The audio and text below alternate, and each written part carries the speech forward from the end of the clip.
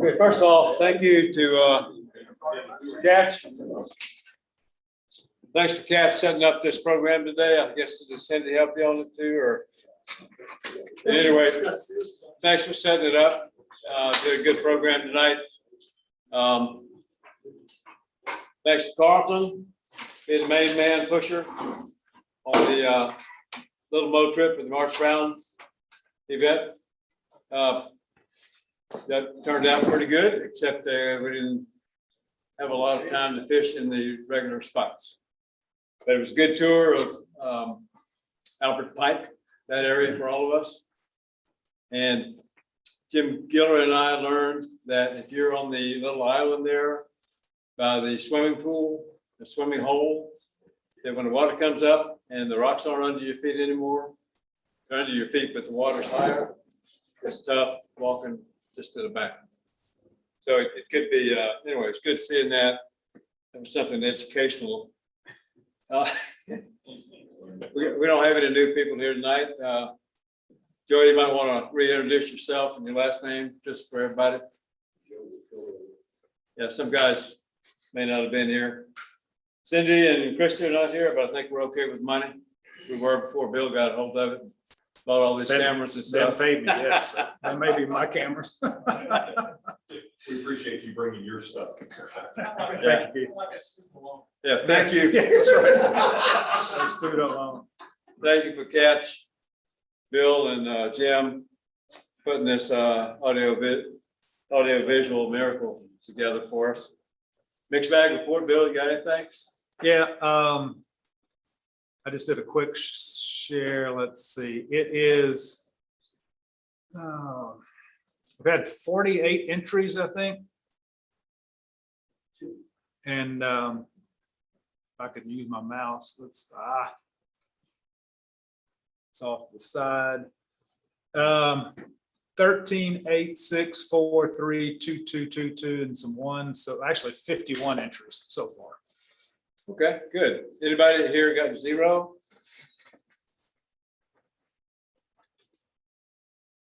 Hey. Remind me what we're doing. What? You remind me what we're doing. This is the mixed bag report. So when you catch a fish, you know, you enter it into the mixed bag. Are you familiar with that? Not really. Okay, we'll talk to you after the meeting. It's catch a fish, doesn't matter how big it is, it's got to be in a certain geographical area. It's all explained on the our Kisatchie Fly Fishing's website. Have you ever been on that? Yes. Okay, good. It's on there where it says mixed bag on top. Okay. Click on that, it gives you the rules and everything. It's not just anywhere in the world. If you went to Canada, it doesn't count. And all close to Louisiana. Anybody been saltwater fishing lately? Didn't think so. Casting, Chris Perkins, just got on casting. Anything? Did it today? Okay. I did more of it than anybody else, but I got caught. Catch. And, Okay. So anybody that's here that if you want to cast or speak with some instructors who are casting instructors or almost to be casting instructors, then 5:30 before the meetings, before each meeting, before the fly time and the membership meeting, there's casting lessons out there. You don't have to do anything some else. people know I have 12 rods that they can cast with. They don't have to walk up with them. Right, you don't have to have a great rod to do it. Okay, and right in the backyard, 5:30. Education, Carlton and Robert Hughes, y'all got anything on education? It was an educated weekend, I'll tell you that. Conservation, I don't think we've got anything. Cold water, yeah, well, that's coming up in a second. Catch, warm water. Warm water catch, you got any reports on that? It's slow. I don't either. I'm the number 2 guy on that committee too. Just realized that when I looked at it. Events, Cass, thank you for what you put together tonight. You got anything up your sleeve for the next membership meeting? Well, the next That's meeting, April is gonna be our spring picnic. That's the 22nd, right? 20. April 22nd is the annual club picnic at Coattail Lake. Everybody know where Coattail Lake is? Okay, we'll show you on the map. The food starts at 6:30, I think, Yes, but you can fish all over that lake. If you got kayak or something, but you can fish all the bank. And most of us are fishing bank fishing during that time, so come on out. You got to bring, well, I believe you got the description of what you got to bring. Or did you put that on the website yet? no, not yet. I still that by email. Okay. All right, so if you're drinking something with, that is age limited to adults, you have to bring that with you. If it's water and soft drinks, there are a few of those around. You don't have to bring those. Yeah, okay, we're getting confused here. Huh? Okay, it's a confusion here. It's the 24th is a spring picnic, that's a Monday. I love them, that's right. The 22nd is fly fishing 101. Yeah, man, it's just coming up very quickly. Yeah. And that's, you got that because of the, tour of the hatchery? Yes, Okay. So that's another thing. Fly fishing 101 is not necessarily for people who are not club members. It's for anybody who's fairly new to fly fishing. And it's taught by got a whole lot of experts. Casting instructors will be out there. Knot tying. leaders, Just- flies, equipment. Stuff to use when you're going fishing for trout, saltwater. Catcher, you're gonna do the presentation back this Oh, year? yeah, I'll do Since the you're- presentation. That's one reason we've got a place with a high ceiling. But fly rod demonstration. Okay, fishing reports, anybody just, Garfield's gonna cover the fishing report summary of, the Little Mo. Anybody been fishing? Not catching, but fishing. Okay, where'd you fish? I went to Sibley a couple of times, caught four fish, a bluegill, a bass, a crappie, and four different kinds. Oh, okay. Did you enter them in the mixed bag? No, I'm not doing that yet. I'll wait till next year. I'm using, I just moved to the States, so I'm still trying to figure out. They don't tell you that, just take a picture of it, put it in, that's all you have to do. Okay. Yeah, take a picture with a rod or fly. I just don't want to complicate it. I got higher priorities. I'm trying to figure out what I'm doing. Best have the rod or the fly, right? Rod or fly. Yeah. Luckily, and then I went to Black Lake, 2 separate times and got skunked both times. Okay. Yeah, still just kind of trying to figure out how to catch these bass and crappie with the fly rod. That's what I'm doing here. Fly rod makes a good crappie pole. It makes a good crappie pole. I saw guys out with what looked like, I thought they looked like fly rods, but the way they were fishing, it wasn't. Yeah. Didn't seem like. Well, the only one I caught this year, I was stripping in an inchman. Yeah. On a number 8 rod. We've got AJ now. So Huh? we've got AJ now. Oh, yeah, okay, good. I'm glad to hear catch that slow, so it's not just me. Okay, everybody, some of you have heard about how the March Brown tournament went, which it didn't go. But Carson, would you like to address us on how the weekend went for the March Brown? Yeah, just unfortunate in that, you know, there's been so much rain in Arkansas and here, but a lot in Arkansas, the lake level is so high that they're just having to release a lot of water. And so the fishing opportunities on the tailwater were just non-existent, basically. And a bunch of us went up to Albert Pike, north of the lake, several times, and until Friday, on Thursday and Friday morning, I guess, the river levels up there were fishable, but it started raining Friday and water started rising up there, and like I say, had to get out of there. But they had released fish up there last Tuesday, which made it good for quite a few people. The mixed bag tournament, we had to cancel because it just wasn't able to fish at all on Saturday anywhere. And but you know, there was a few fish caught. Some first timers caught fish. couple of days, had to get out way before daylight and fish with a light, a headlight. And, you know, that's a kind of a challenge for somebody that gets a lot of tangles in their lines. But I think it was a good time, everybody had a good time, I think. We had a good turnout for the fish fry on Friday afternoon. I think we had 21 there, and so everything turned out good. We did have one guy that took a bath while he was fishing. Was that on? More than one. Oh, really? Oh, yeah. I want to know about one. What you guys did? Well, you guys did, I took two. And Carlton, when I went up there yesterday morning, I think the level, what was it, Robert, 4.9 in the morning? 4.94. When I texted you, and it was wadeable everywhere except above the bridge at the rec area. Oh, okay. Everything else was wadeable. Swimming hole was wadeable because you fish from the other bank too on it. So, now the Was the sandbar visible? yeah. Swimming hole, yep, not all of it, about half of it was visible. But up at the third bridge, I mean, it was no problem at all. You wade in the blue hole below below Long Creek, above it, under the bridge, it was fine. And that was at 4.94, 4.94. yeah.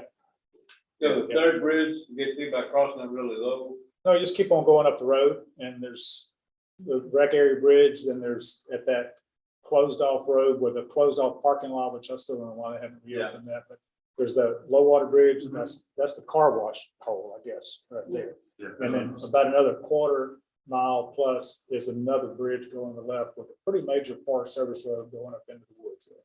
So that's what exactly. So you pass by the Wreck. bridge. Yep. Cross that low bridge. Nope. Oh, they're all on the left side, Mike, they're all on the left side. All on the left side. This is you keep on up the same road with the river to your left. Oh, so you don't even get on that bridge with the. No, you just keep going up the main road. Oh, okay. And then you second bridge on the left and third bridge. After you pass the low bridge? I'm just trying to figure that out. Okay, the recreation area. Yeah. Okay. Bridge one? That's bridge one. Drive on up the road on the left, there's a gated off road that goes down to a very low bridge in the river. That's bridge two. Another quarter mile up, there's a bridge on the left, big parking lot there. That's bridge three. Ah, okay. Yep. That's all. Yeah, and except for, it was fine. And when I got back down to the swimming hole, it was 4.7.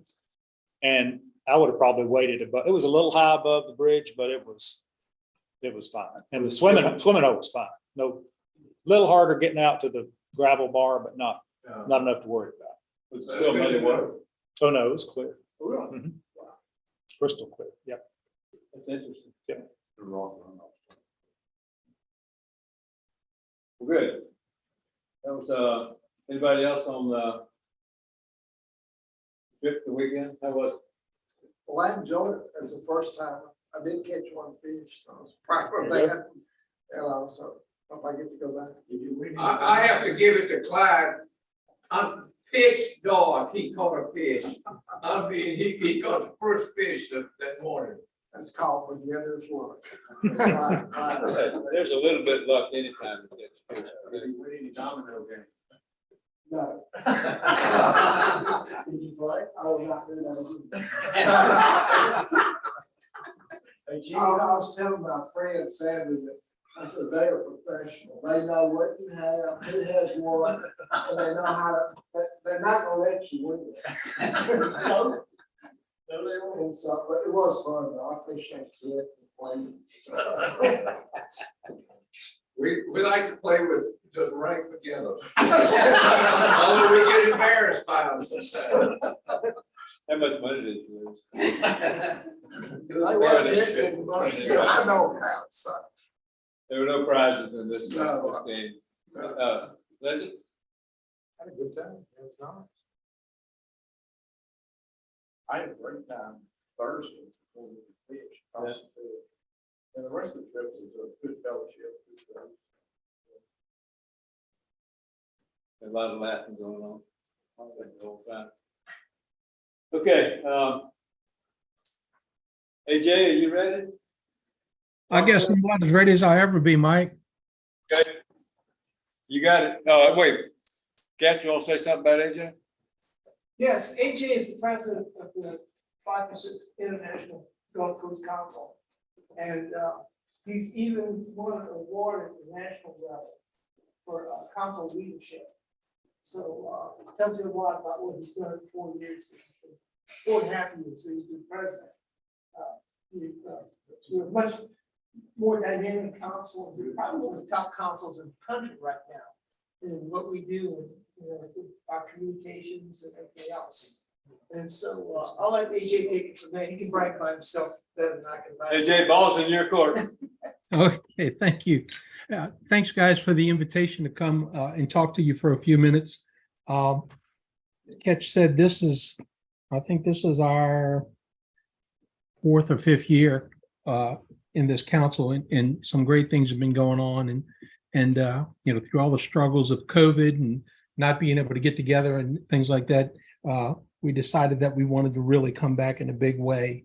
So what I wanted to talk to you guys, for those of you that aren't aware of it, but I'm sure most of you are, because I know Ketch has been publicizing it. The Gulf Coast Council and the FFI are putting on a fly fishing expo fishing tournament, just everything fly fishing weekend in Gulf Shores, Alabama on May 5th and 6th. It's at the learning campus of Gulf State Park, which is a beautiful facility. Myself and Ketch have been over there to visit it, and I think it offers a great opportunity for fly fishers, not only across the Gulf Coast Council, which is all over Louisiana, Mississippi, Southern Alabama, and the Florida Panhandle get together, but there will be fly fishers from all over the country that are coming in for this event. The Fly Fishers International Board of Directors is going to hold their first live board meeting the evening before, Thursday evening, afternoon evening, since 2019. So we're honored. We're going to have most of the board there. The chairman of the board, Dave Peterson, will be there, as well as Patrick Berry, the CEO, and most of the folks, if you've had interactions with them, for the staff, will be there. And we're excited about them coming to join us. They're very excited about the event. Just a little bit about it. It kicks off actually with a fishing tournament. It's a CPR tournament. It's going to be a mixed bag tournament. It kicks off at daylight on Thursday morning.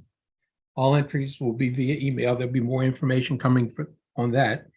Anyone who registers to attend the expo will automatically get an entry into the fishing tournament. Some great prizes. There's an adult division and a kids division. For the adult division, the winner will win an Orvis Recon rod and a pair of Bahia sunglasses. Second place finisher will get a pair of Bahia sunglasses. In the kids division, they will get an Orvis Clearwater 8-weight combo, which is a really nice combo rig, along with a pair of Bahia sunglasses. And the second place finisher will get a pair of Bahias. There'll be a consolation prize. We haven't hacked down exactly what the qualifications for consolation will be, but I know it's an Allen fly reel that our friend Ketch is donating for the consolation prize. But that's just part of what we'll be doing. The Gulf State Park has 600 acre Lake Shelby in the property. A couple of months ago, when I went to visit, Donald Dem, who lives over in Foley and is on the board with us, we looked at the facility, and the facility is great. I said, okay, show me the water. Like most fly fishing, you want to see the water. And we walked over by the lake, and it's a beautiful lake, standing right there on the shore. And Donald says, this is my home water. He says, this is what I fish. And I said, what do you catch? He says, well, you can catch bass and sunfish. He says, but you can also catch saltwater species. So we're standing there, and about 10 feet off the shore on the grass line, there's about a 14-inch bass comes swimming along. I said, man, look, a bass. So we chatted about another 2 or 3 minutes. Then about a 20-inch redfish comes swimming right past where that bass was. So we've seen videos of the fish that get in the lake, and they get big schools of redfish and speckled trout. most of the brackish water fish are in there, number of varieties of sunfish. But right across the street from the lake is the Gulf of Mexico. And that time of year, the pompano are running up and down the beach. There's multiple species that you can target along there. And we'll have a map of the areas that are okay to fish. So that afternoon, late that afternoon, the board of directors meeting will take place. And the conference kicks off on Friday morning. We will, I think as of today, we have 21 demo tires, demonstration fly tires signed up. We have a number of seminars. I would encourage everyone to visit the webpage, which is FFIGCCClassic.com. FFI Gulf Coast Classic. GulfCoastClassic.com. So check it out. You can see all of what's there. But we're still looking for volunteers to help us. We have some people signed up. Some people from your club have already signed up to help. And for anyone who volunteers to help, admission to the expo is free. There's a registration code that you can use, but we also have 2 bunkhouses, and these aren't your old, A-frame bunkhouses when you used to go to Boy Scout camp. These are beautiful air-conditioned facilities. There are bunks with like private cubicles in them with they have curtains you can pull across your bunk. The bathroom and showers are private. You go in, you lock the door, you're in there by yourself. And we have acquired those for $50 a night. So that's cheaper than anything that you will find along the way. So if you're looking for an accommodation, I would say volunteer, sign up before the 30th of this month. And when you do that, we will get you the information that you might need for your rooming. And then we will, like I said, we have 4 certified casting instructors. We have 2 MCIs. We have Jonathan Walter, who is the chairman of the fly tying group board of governors. He's going to be there. Bill Morrison will be there. Dino Frangos, who is an MCI, will be there. And just this morning, Richard Montgomery from Pensacola, who is a CCI, will be over to help us as well. But there'll be casting instruction throughout. There's a new saltwater casting skills challenge program that FFI is going to be rolling out, and I think that Jonathan is going to roll it out that weekend. So that will be a lot of fun as well. There will be some fly tying instruction classes going on, a number of conservation seminars and roundtables. There'll be stuff for Women's Connect. We have some great vendors that have signed up to be with us. Tail Fly Fishing magazine signed up as the title sponsor, and they gave us some advertising in their March issue.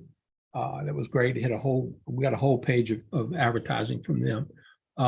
We'll be either auctioning or raffling off a brand new canoe pursuit kayak with a pop-up casting bar on it, so it's perfect for the fly fishers. That was donated by No Wake Outfitters here in New Orleans, in Metairie.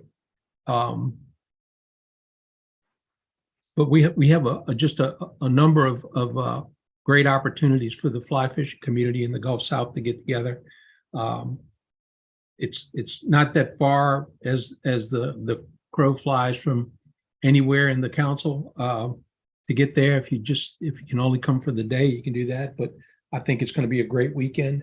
You'll get to meet a lot of folks, and then we close it out on Saturday, late Saturday afternoon, with the 2023 Fly Fishing Film Tour. It's a separate ticket.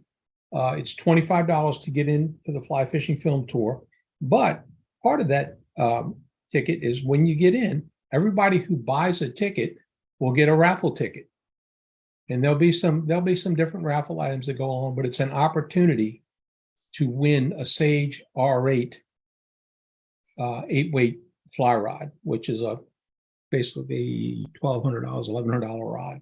So That's one of the best deals going, I think. You get to see some great fly fishing films on the F3T and a chance to win some nice prizes with that. We'll have a number of raffles that are going on to help support our education and conservation efforts that we do as a council, and to also help support the clubs. So, any questions?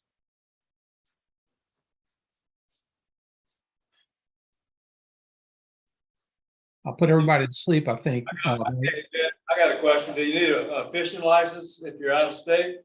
You will. You will need an Alabama fishing license. Okay. And you can go online and do that. AJ, what are some of the workshops? I know we haven't finalized the program totally yet, but what are some of the workshops we have? I will pull it up real quick. I know some of the I know Flip is doing a fly tying workshop. Flip is going to be doing his epoxy spoon fly workshop. I just want to open up the sheets real quick, and I can tell you guys some of the things. Fred Haney is going to be doing probably a mono shrimp or something like that workshop. I can tell you when I was long before I was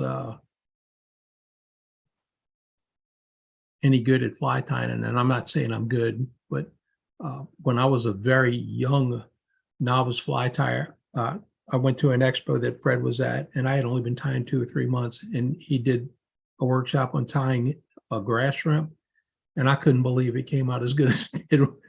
Fred's a great teacher. I'm looking real quick. If you go to the page workshops on our website. Workshops, that's a good place to go to. Okay, workshop descriptions, is that what we're looking at, Catch? Workshop schedule, yes. Okay, okay, like on Friday, we have Jerry Coviello, who was chairman of the fly tying group at one time, but you guys, if you're serious fly ties, you probably follow Jerry on his Facebook and Zoom call that he does once a month on fly tying. He's going to do tying Whitlock's mouse rat. Like we said, Flip is going to be doing tying epoxy spoon flies. Ed Lash will be doing advanced deer hair tying. For you guys that don't know Ed Lash, you need to make sure you get in on one of his seminars, because to me, he is the master. Kev, I was at Red Stick a couple of weeks ago, and I was talking to Kevin Andrew, who many of you know, and Kevin does a great job spinning deer hair, but he said, man, I sat next to that guy at the New Orleans thing, and he's unbelievable. But there'll be those would be some of the tying workshops, but we'll also have some lecture stuff on casting. Casting's going to be outside. For anybody who's interested in testing for the CCI or the MCI, Jonathan's supposed to do a seminar on getting started on doing that. So that's something that's near and dear to my heart right now. I want to start doing that, and I definitely want to sit on that. But some of these workshops are paid. When you go to the Classic website and you register to sign up, you can see all of the workshops are there. Some of them are fee associated, and some of them are not. But you will have to sign up for them, because we'll have limited space and seating. So if I'm not mistaken, Catch, correct me if I'm wrong, but I think you have to be registered for the expo before you can sign up for the workshops. Yes. Yep. So you have to The go sign up. workshop is cheap. The Right. workshop is cheap. Believe me, most of these workshops, like what Fred Ed does, is like $150 per student. And in this case, it's just $20 per student. So this is the steal of a lifetime. Yeah, to sit in the class with Ed Lash is for $20 is unbelievable. It's great. And it's going to be a lot of fun. We're going to have a good time. It's a beautiful place, a beautiful facility. If you go to the website, you can see pictures of the facility. It's I think it's just a great opportunity for the fly fish community to get together, to see a lot of friends that we haven't seen in a while, as well as meet a lot of new friends and see some talented folks, both tying, casting, and just some education about fly fishing in general. Any other questions?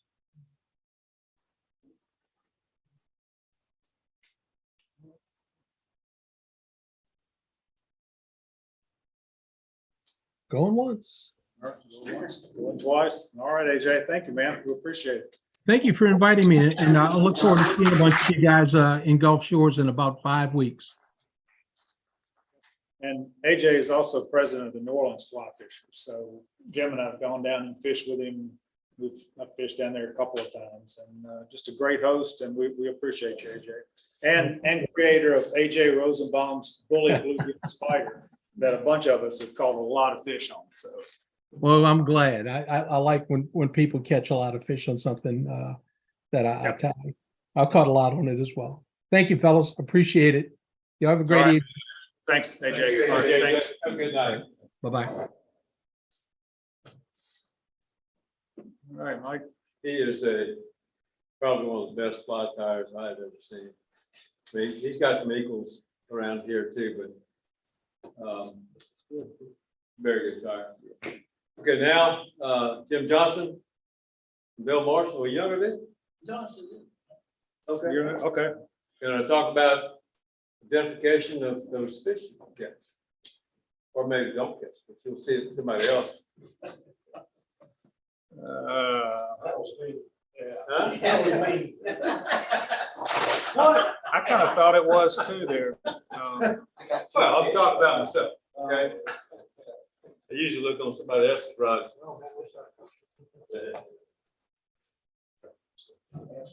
I'd like to point something out on the Zoom call tonight. We have Ben Roussel, who's also a member of the Gulf Coast Council. He's the head of our he's the director of our Suncatch Challenge in the Gulf Coast Council. And he's pretty much a sunfish expert, I'd say. He's got this website called Mountains to Marsh, and puts a lot of great information on that website. I'm a little nervous Ben's on the call if we're talking about sunfish identification. Ben hadn't said anything yet, but Ben, you there?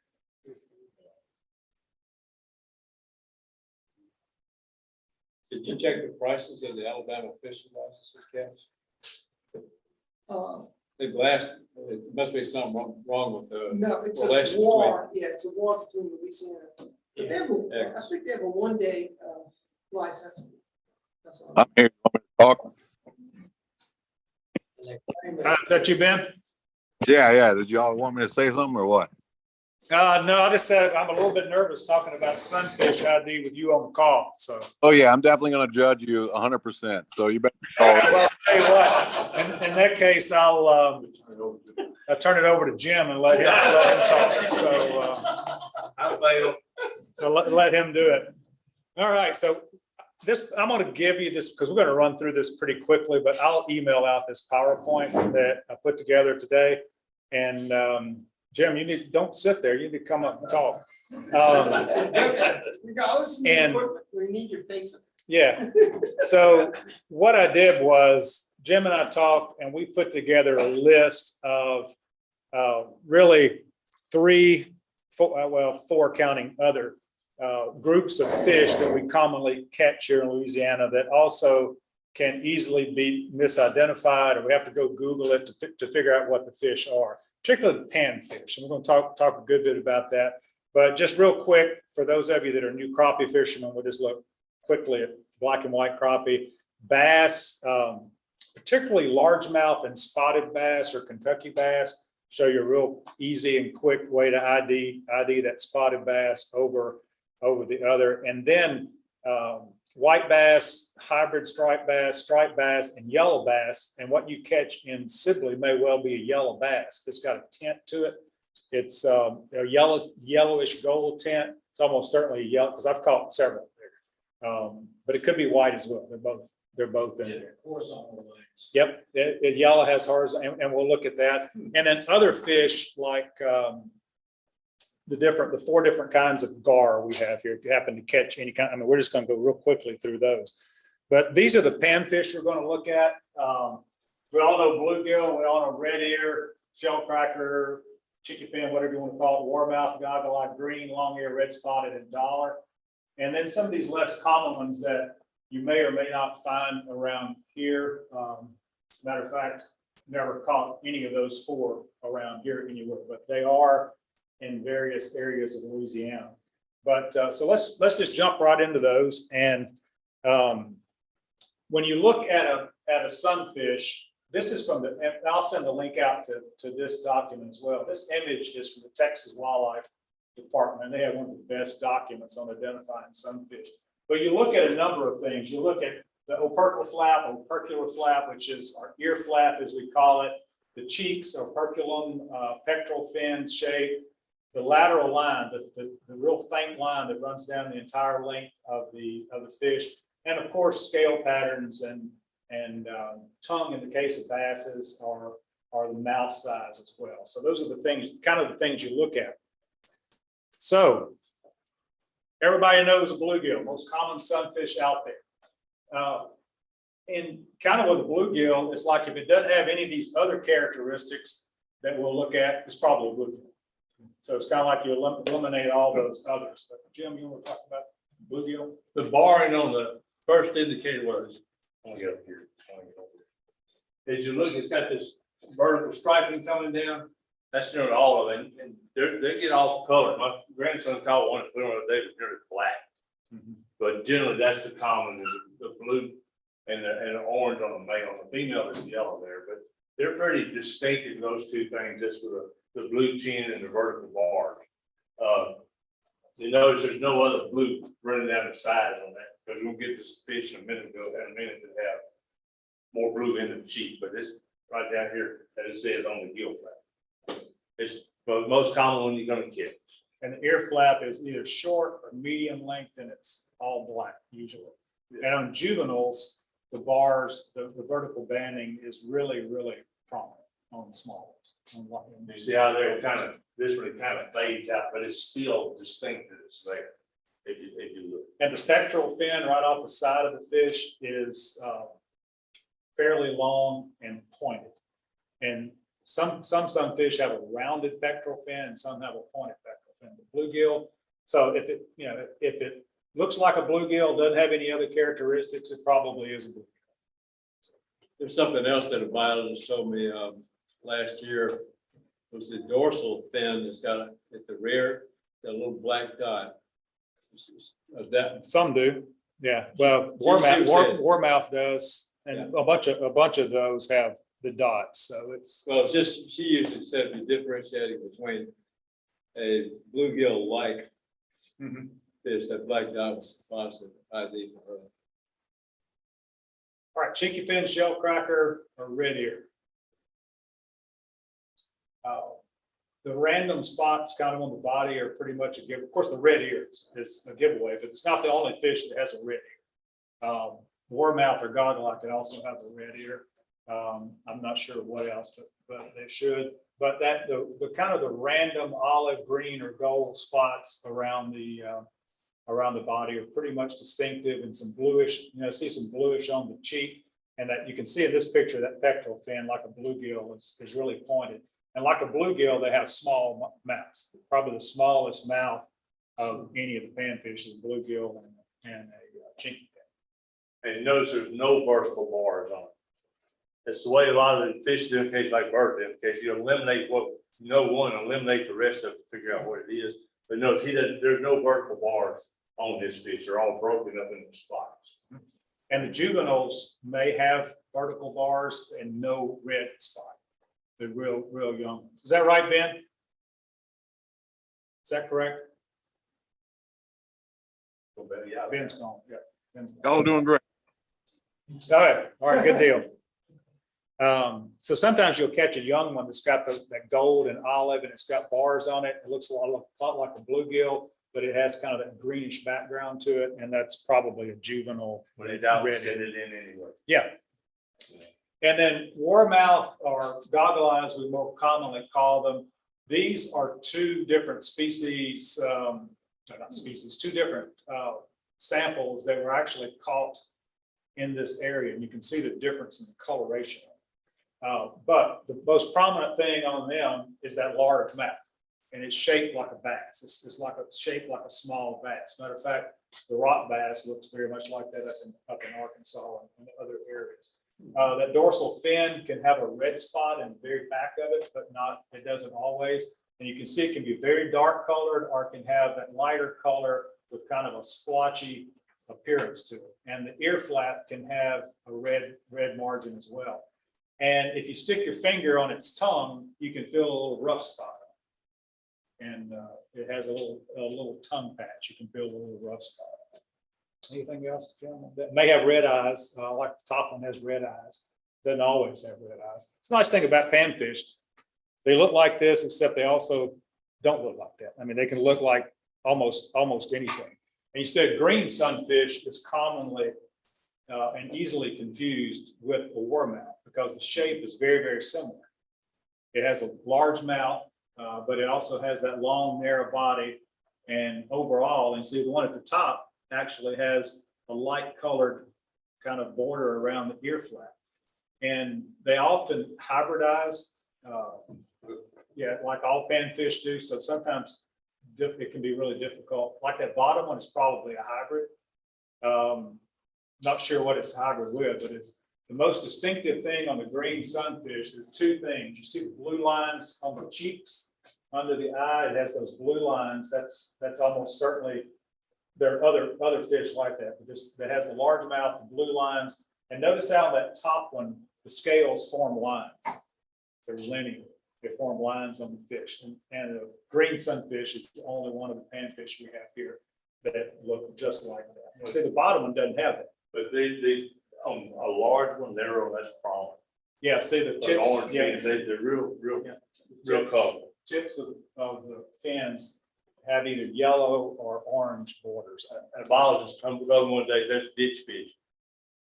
I guess every ditch has them in it. That's not true, but I tried to catch my ditch and I ain't found it yet. So, you know, they're, and I can't remember exactly the term, but on the anal fin, they have some spines because the green sunfish and oarmouth are older fish, and the thing and sunfish are different.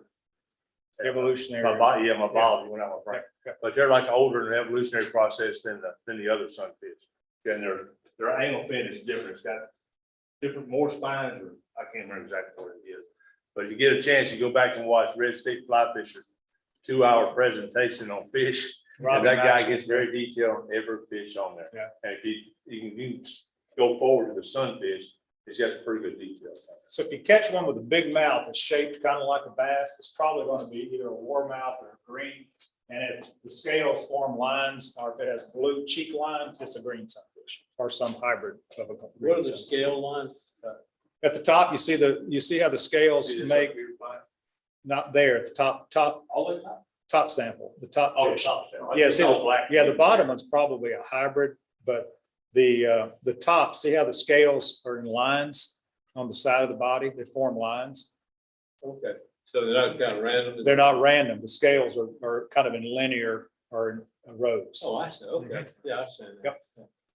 And it's that blue, actually, it's that blue coloration in them that's like every other scale that makes it form that line. All right, now probably one of the prettiest fish we have is a long ear. Both of these samples were caught locally here. Top one, I think, is from Indian Creek, and the bottom one is from Coateal. Catch, is that your hand? Yes. So these fish, they're super colorful, but they also vary in color tremendously depending on the water and where they're from. But they always have these kind of random not always, there's no always with sunfish, but generally have these kind of random blue spots all over it. And you see the cheek has those blue rays on it. The top one actually has red eyes, but they don't always have. And the bottom one's reddish eye. They don't always have that as well. A lot of those wavy lines. And if it has a border, a white border around that ear flap, that's a distinctive characteristic of the long ear. You see, neither one of these actually has that, I don't think. The top one, you may not can see it from back there, but the top one does have a white border. If the clearer the water, the more colorful they are. Yeah. Like that top one is Indian Creek, so it's from Clear Creek. But they are a beautiful fish. But they are also,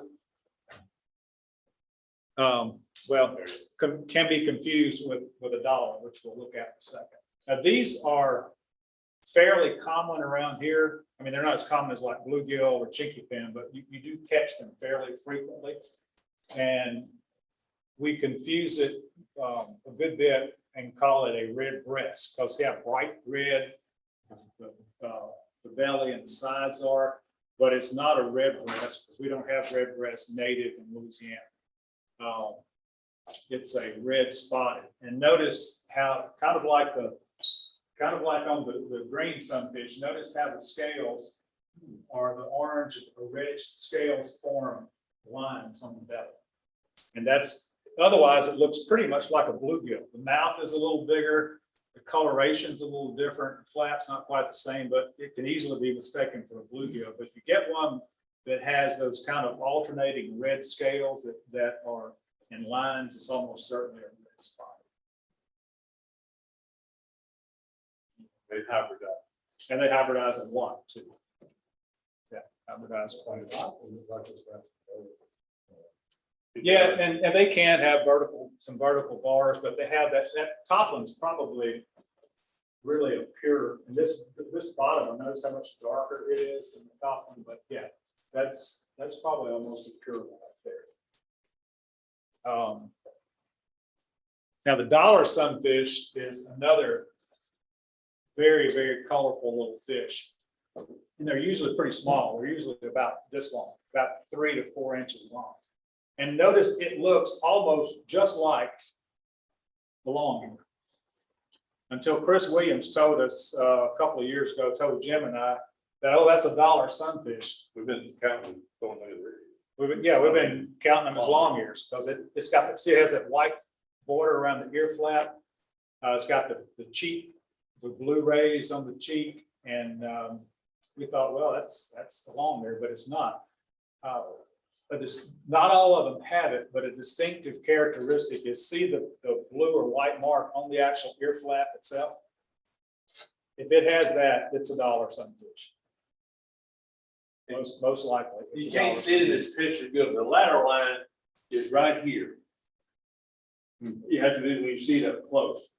And when we started learning how to ID this fish with a long ear, I had to zoom up on the camera. You could actually see the lateral line is red, but it's not prominent, but it is a dark color, reddish color, and that's a key too. But they're like this, they're not like that. They're very small. And notice, and the rays on the cheeks aren't as big, and notice they're kind of broken and irregular. That's different than a long ear. And it's hard to see with the lights on, but that top fin has a beautiful red coloration within the fin.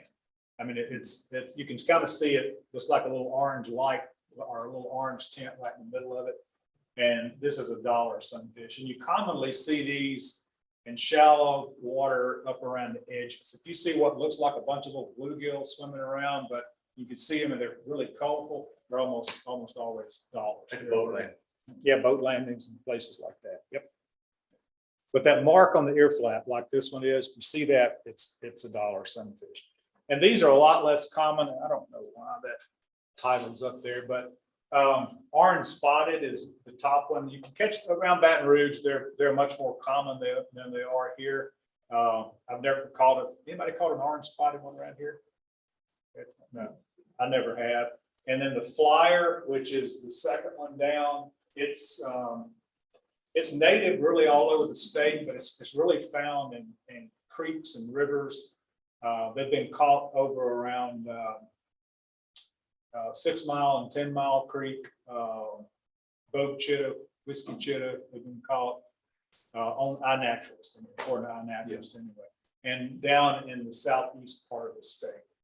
And this is a Bantam sunfish. They are in Louisiana, but I've never caught one. They're tiny, tiny. So if you have a little bluegill, it looks mature, but it's only a couple of inches long. It's probably a Bantam sunfish. And that one on the lower right is a red breast that we commonly confuse with a red spotted. And one of the distinctive differences, it has a really long ear flap, and they generally have a little bit of blue on the cheek. See, that one has a blue streak just under the eye, but it has, sometimes the ear flap's even longer than that. And it has kind of the random red spots all over it, and they can be very light colored, yellowish, red or orange, and they are native to the eastern United States. Now, they were introduced in Texas, so they're all over East Texas and come over, what, Jim? They have been round, I think they have been Russian Creek, in Round Rock. Yeah, they're all over East They're all Texas. over the- And Orlando Madrid caught one in the spillway at Toledo Bend. So, because he thought it was, I forgot, he just asked me what it was. I said, man, that's a pure red breast. So they are there, but that's about all. I don't know, unless they've been introduced in a pond somewhere, they're not native. All right, black and white crappie. Carlton, you're the crappie expert. What's the difference here? The white crappie has the vertical stripes, the black crappie just specks. Specks, and the white crappie can actually be darker than a black crappie, right? If the colors are. Yeah, I guess, yeah. Yeah. So it's, bottom with the vertical bars and top with depending on the water, they can be lighter or darker. If you want to get technical, the white crappie has fewer spines on the fin. Basically the bars, just like Carlton said. Ricky, you know, they also said that clearer water generally have black crappie, but I don't know. At Sibley, I catch a lot more white than black, but I catch both at Sibley. And that's about the only place I'm fishing. So it's Sibley now. Okay. All right, this is the one that we comment. Jim, this is your fish. Well, everybody knows that largemouth and 9-pinky mouth, we come off with this Florida strain that true largemouths are not that common. They're all in whatever, but it's the same marks on them. But if you look at the mandible on the largemouth on top, I think it's. Yep, top's Yeah. largemouth. Big half part extends back behind the eye to the black line is, and you notice on the spotted bass, it comes right to the back eye. Well, that's, to me, when I look at one, his head bullish, it's more bullish than it is elongated. And what I mean by that is kind of chunky in the front of his head. But the thing that I've always noticed, and I've caught most of these in my life out of creeks, not out of lakes. And I know they have been lakes, Toledo Bend loaded with them. But as you see the general coloration of it below that line is broken all the way back to the tail. That line is solid from there to the back. And all this marking here and white is very distinct. But on a largemouth, it kind of fades out. Now, granted, you're going to catch a largemouth in clear water, maybe better mark. But you can go through all of that. But when you open his mouth, what Bill was talking about is that rough spot right there. That rough spot is present. It's a spotted bass, not a largemouth. So is it always visible like that, or You gotta feel it. Well, you can look and see it, but I mean, it's easy when you catch it, just stick your finger there, because it's like rubbing on a piece of So sand. largemouth doesn't have that? No, no, It's just smooth as it can be. Yeah. it's smooth. And generally, all the spots I've caught in my life are shorter and chunkier than a largemouth is. But that's just my experience with it. And I've caught some spots about Prager Diamonds campground when I was stuck up there for 10 days in a broken down truck 2 years ago. I go down and fish every day and caught a bunch of spotted bass, and some of them were big and they look very much like largemouth, except for that patch. Because what's the state record catch? 2, something, it's not very much. No, it's like 4 pounds or something. Yeah, there's not a boost. Another distinguishing on the spotted, there is, let me make sure I'm saying, it. On the spotted, there's no break in that top fin. Yeah. Yeah, it's got a shallow notch, as it says here, Yeah. and that one's got a big notch. And used to, when I was growing up, they call it red eyes, so some of them do, the eye is red colored and some of them not. But it's not definitely distinct. on That's some that tongue fish. patch though, you can. That tongue patch You should can, give yeah, one you can all. forget about all the rest of it, just feel for the And tongue patch. I've been told that the game warden he's gonna go by the tongue patch. Yeah. I'll give you examples. Last year on one of these little ditch creeks, as I call them, I caught one and I was fixing to throw him back in the water because I thought it was a largemouth and I need a largemouth for mixed bag. So I was gonna take a picture of it. I just happened to have my thumb in his mouth. I said, wait a minute. And I run my thing, it was, the tongue patch was there, but he wasn't colored that well because the water was murky. And he'd come out of a clear water stream and come up this side channel with mud. And so, but that's my favorite fish also.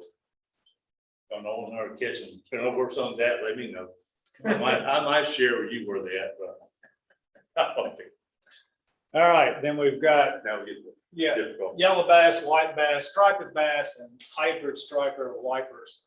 And this is, and again, I'll give you this. I'm not going to read this whole screen to you, but basically a white bass and a yellow bass look very, very similar.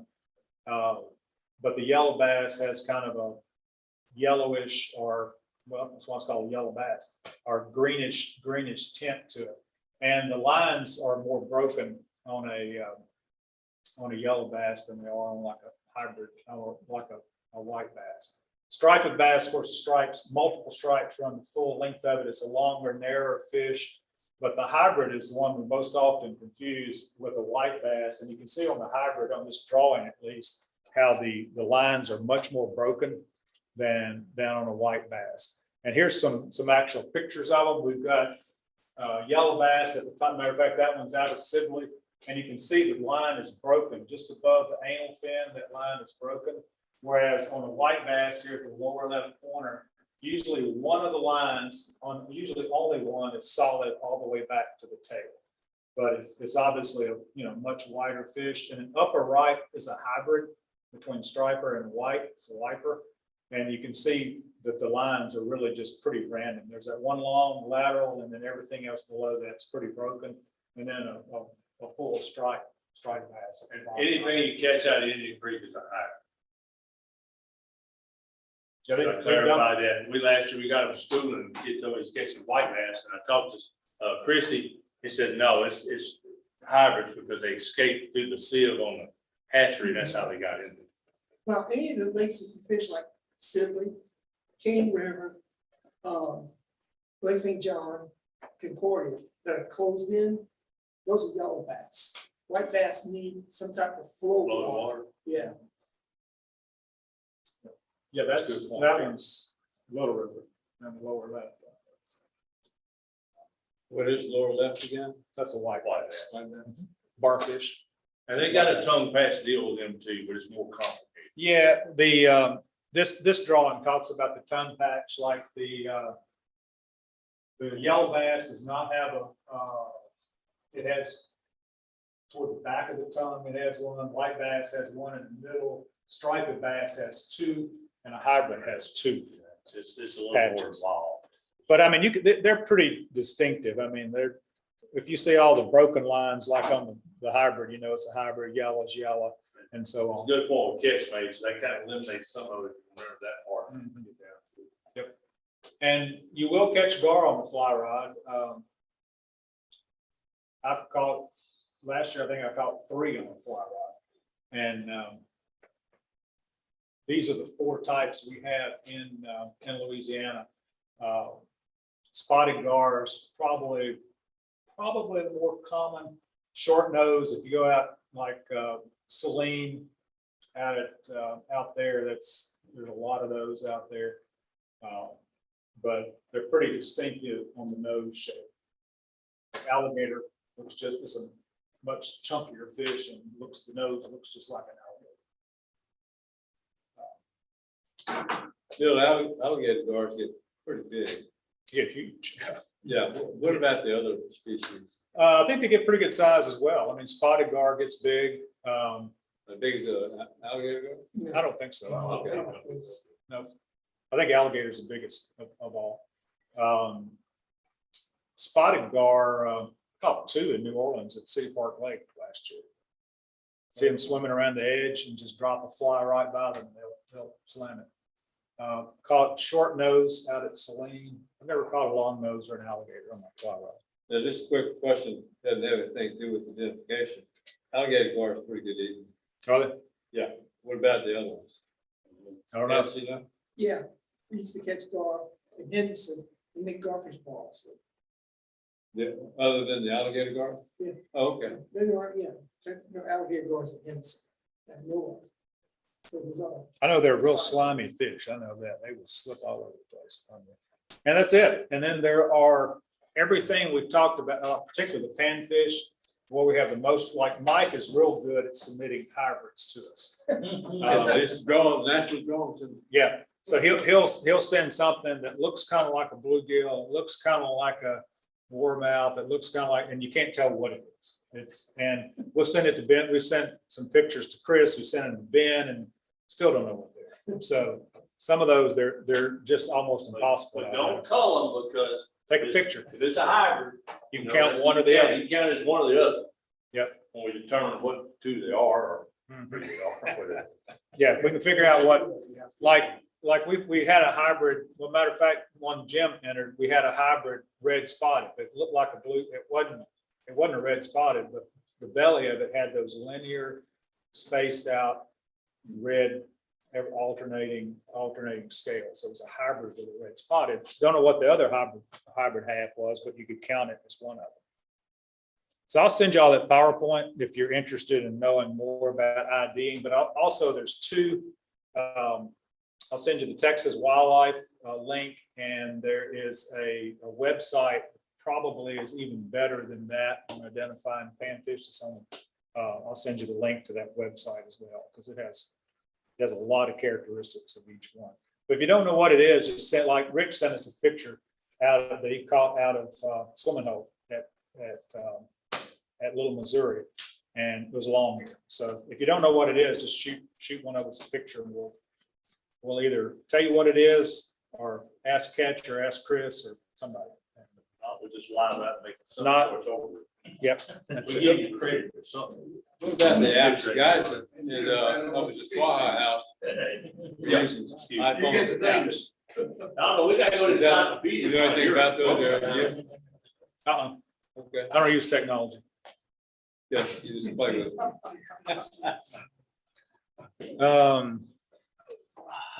All right, let's see. Any questions from anybody? We just ran through that pretty quick. Okay, Catch. Have we considered, maybe expanding mixed bag beyond the geographical area we have now? And be like Baton Rouge and New Orleans. Yeah. We can talk about it. I mean, it's whatever we want to do. We expanded it. Remember, we used to have it where it had to be on one of the state record books. And that became a real pain for the northern log sucker kind of people to look up whether it was in a record book or not, Carlton. So we expanded that out, which brought in micro fishing, which was Robin Maxwell. I first heard that term. That's fishing for little bitty fish like minnows and the little dollars and things like that, just to see if you can catch them.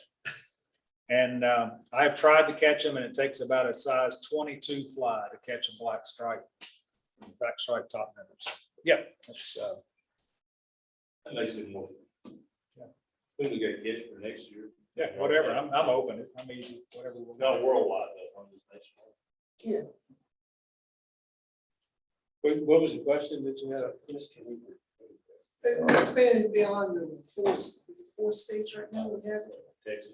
Texas, Arkansas. Texas, Arkansas, Oklahoma, Mississippi, Alabama, and Florida to Apalachicola.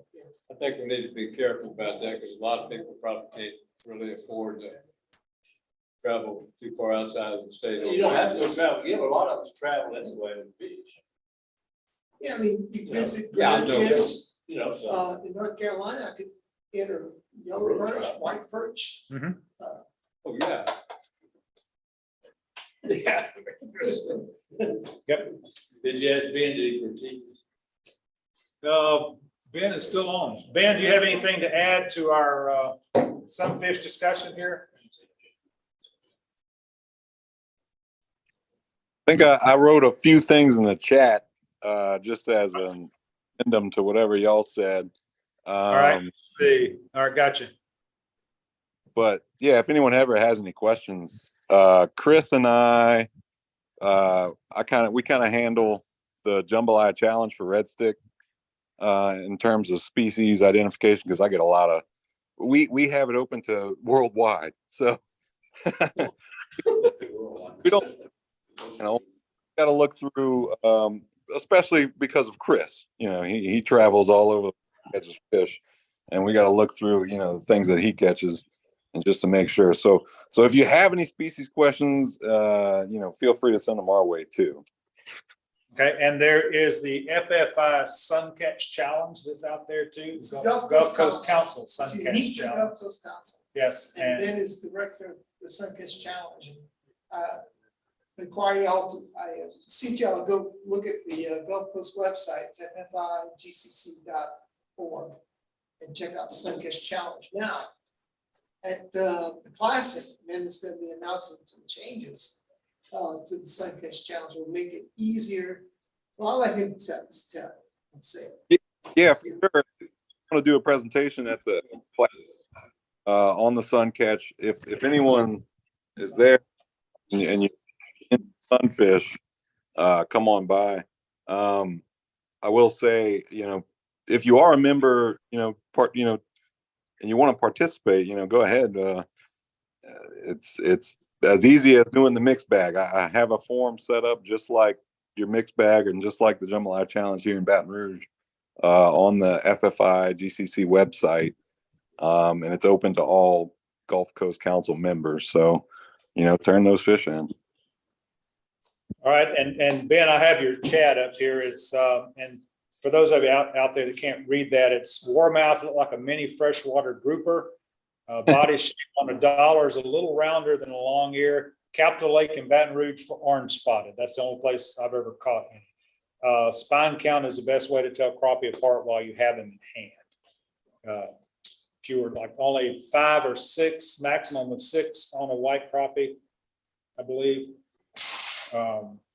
Yeah. Anything more than that's a black crappie. Right. And a note, flyer, the only place I found them in Louisiana is the Bayou Lacombe watershed. So I don't know if you mentioned that, but if you want to catch a flyer, you might want to take a drive over to Lacombe. Yeah, on iNatural, it shows them having been caught in southeast, kind of east central, and some of the creeks and bayous there, but most of them are 20 years ago.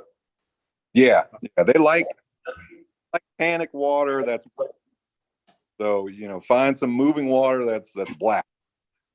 Mm-hmm. Okay. All right. Any other questions? Any Zoomers or folks here? Anything else? I think that's all we have. What do you think about the apps? What apps? The apps on the iPhone? For like fishing or something? Yes, that's what they, some guys in the group at this weekend were saying, ever used them? For what? Fish ID. Oh, for Fish ID? Yeah. Yeah, the Texas thing is on there. The Texas PDF is on Texas there. PDF. So That's one where you hold it there and take a picture and it tells you what it is. Well, Is it up to that? well, it does it like it does flowers and trees. And I did it just to test. I went up to a red oak and did an ID on it. And it gave me a pine tree, a red oak, and a live oak as possibilities. So sometimes the differences on these are so subtle. Yeah. Well, yeah, that's what I figured. So, I mean, the nuanced difference between some. No substitution for good old study. You know about it. That, Mike. Yes, did you say Baton Rouge expanded their area yet? The world. It's worldwide, yeah. Well, So is I'll New tell you Orleans. what, I didn't notice it, but Flip was telling me, he said, did you notice that one guy was wearing a Rolex watch? So these little Garmin cheapies, they're wearing Rolexes. I believe those guys can travel worldwide. That's why you catch hybrids. That's right. So I'll eat and the other guys maybe starve.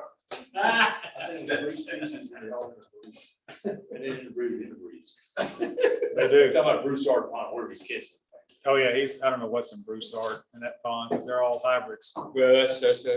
Maybe you talk so you take them on their own. I don't know. It's like catching out of City Park. And so when I went down to tie for New Orleans, I went to City Park and fished in the lake and caught I caught 6 or 7 nice bass out of there.